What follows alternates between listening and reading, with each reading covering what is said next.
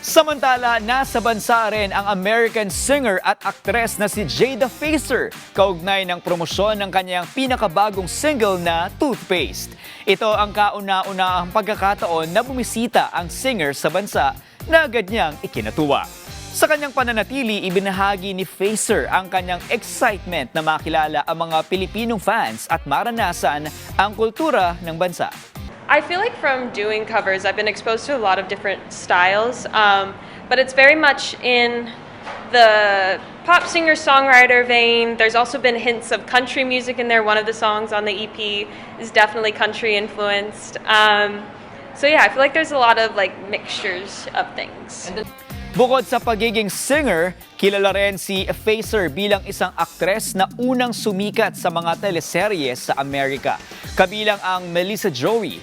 Sa paglipas ng panahon, mas pinili niyang tutukan ang kanyang music career, kung saan nagsimula siya sa paggawa ng cover songs sa YouTube bago naglabas ng sarili niyang original songs. I feel like going in there, and I was quite young, so I learned a lot.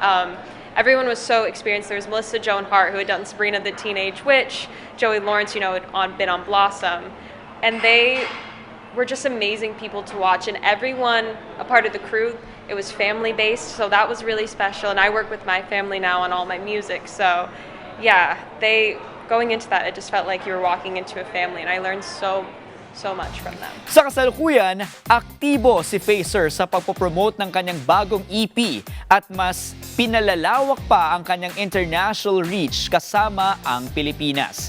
Na ayon sa kanya, isa sa mga bansang may malakas na suporta sa mga international artists. And now we share toothpaste and take out on Tuesdays. Let's stay where we are, park up your car and unpack your suitcase.